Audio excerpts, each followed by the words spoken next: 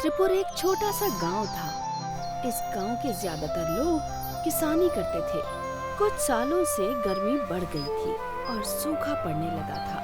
कई खेत बंजर और वीरान हो गए।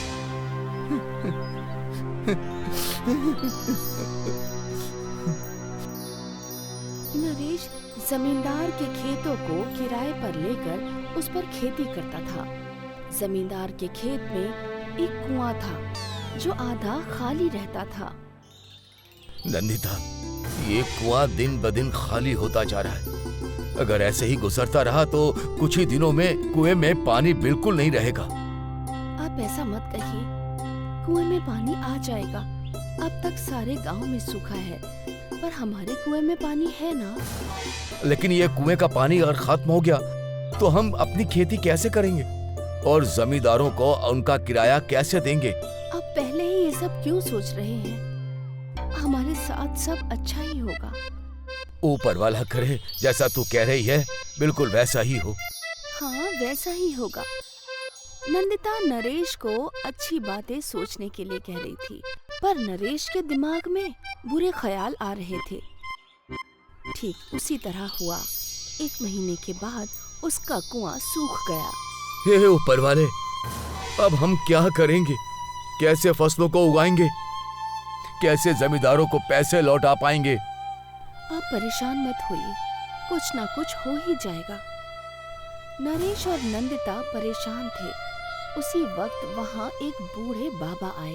बेटा, बहुत ही दूर से आ रहा हूँ, थोड़ा पानी मिल जाता तो बेहतर होता।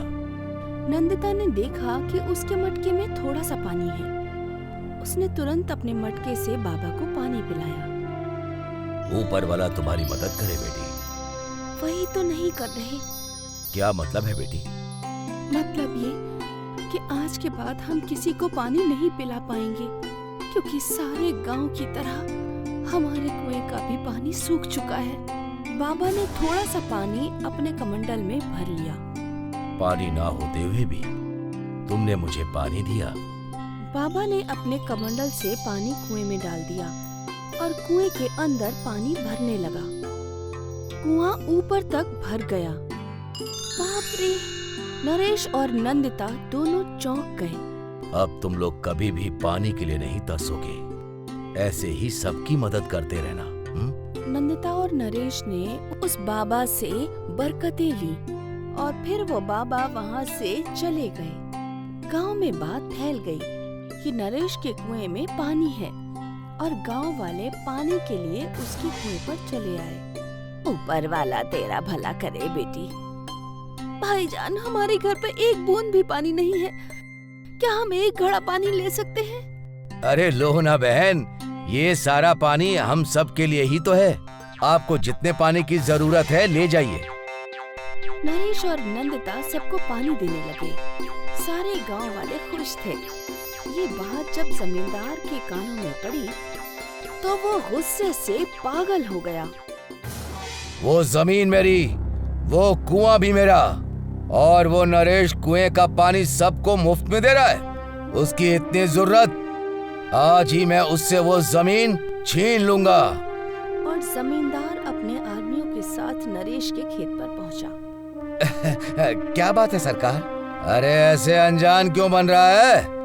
ये जमीन मेरी, ये खेत मेरे, ये कुआं मेरा, और इस कुएं का पानी तू गरीबों में मुफ्त बांट रहा है, समझे? सरकार, पूरे गांव में सूखा पड़ गया है। गांव वाले पानी के लिए मोहताज हैं। अरे वो उनकी खुद की परेशानी है। तू अभी मेरे जमीन से बाहर निकल।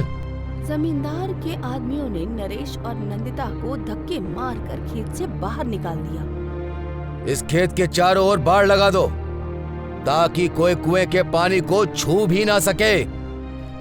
जमींदार के हुक्म पर पूरे खेत के आसपास तारों की फेंसिंग लगवा दी गई और जमींदार अपने आदमियों के साथ कुएं के पास बैठ गया। किसी गांव वाले की हिम्मत नहीं थी कि वो जमींदार के कुएं से पानी ले सके। सभी गांव वाले पानी के मसले पर सोच रहे थे। अरे भैया, हमें कुछ ना कुछ तो जरूर करना पड़ेगा। लगता नहीं है कि वो जमींदार गांव वालों को पानी देगा।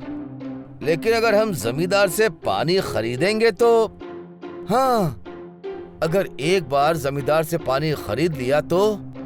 और सारे गांव वाले मिलकर जमींदार के खेत पहुंचे। बेटा, तुम तो जानते हो कि पूरे गांव में सूखा पड़ा है, पानी की एक बूंद तक नहीं है, तो इसके लिए मैं क्या कर सकता हूँ? अरे तुम्हारे कुएं में पानी है जिससे तुम हम सब लोगों की मदद कर सकते हो, लेकिन इससे मेरा क्या फायदा? हम उसके बदले आपको पैसे दे सकते हैं। ये हुई काम की बात, पर मैं घड़े के हिसाब से पैसे लूंगा, एक घड़े का 5 रुपए। गांव वाले एक दूसरे की ओर देखने लगे।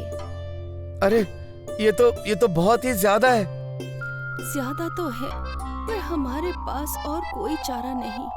हाँ, जीने के लिए पानी की जरूरत तो है ना। हाँ, दुरुस्त फरमा रहे हो भैया। ठीक है बेटा, हमें मंजूर है, एक घड़े के हम तुम्हें 5 रुपए देंगे। बुजुर्ग आदमी ने अपनी जेब से 5 रुपए का सिक्का निकाला और जमींदार को दे दिया। मुझे एक घड़ा पानी की जरूरत है। हाँ। जमींदार ने इशारा किया और उसके एक आदमी ने कुएं में एक बाल्टी फेंकी। बाल्टी फेंकते ही कुएं का पानी नीचे जाने लगा और देखते ही देखते पूरा कुआं सूख गया। अरे ये कैसे मुमकिन है? कुएं का पानी सूख कैसे सकता है? जमींदार परेशान हो गया। शायद इसके बारे में नरेश को कुछ मालूमात हो। जमींदार अपने आदमियों के साथ नरेश के घर पहुंचा। जब मैंने पानी को फरोख्त करना चाहा तो पूरा कुआं सूख गया। ये कैसा तिलिस्म है नरेश? नरेश ने जमींदार को पूरा किस्सा बताया। उस बूढ़े साधु ने हमारे कुएं को पानी से लबालब कर दिया ताकि हम सब गांव वालों की मदद कर सके, सबकी प्यास को बुझा सके। पर आपने जब पानी फरोख्त करना चाहा तभी उस कुएं का सारा पानी सूख गया, क्योंकि वो पानी तिलस्मी था। वो पानी सबकी मदद के लिए था। मैं गलत था, मैंने अपना फायदा सोचा। नरेश, मैं तुम्हारा वो खेत और वो कुआं वापस दे रहा हूँ। आज से तुम सब की मदद करना। जमींदार को अपनी गलती समझ आ चुकी थी। जमींदार के मुंह से ये बात सुनकर सारे गांव वाले खुश हो गए। वो जमींदार को दुआएं देने लगे। नरेश को अपने खेत वापस मिल गए और जैसे ही उसने बाल्टी अंदर डाली, कुआं वापस पानी से भरने लगा। गांव वालों को पानी मिल गया। एक ही महीने में गांव के सारे खेत लहलहाने लगे और नरेश के कुएं की वजह से सारे गांव वालों का भला हो गया। फिर उस कुएं का पानी कभी कम नहीं हुआ, ना ही उस गांव में कभी सूखा पड़ा।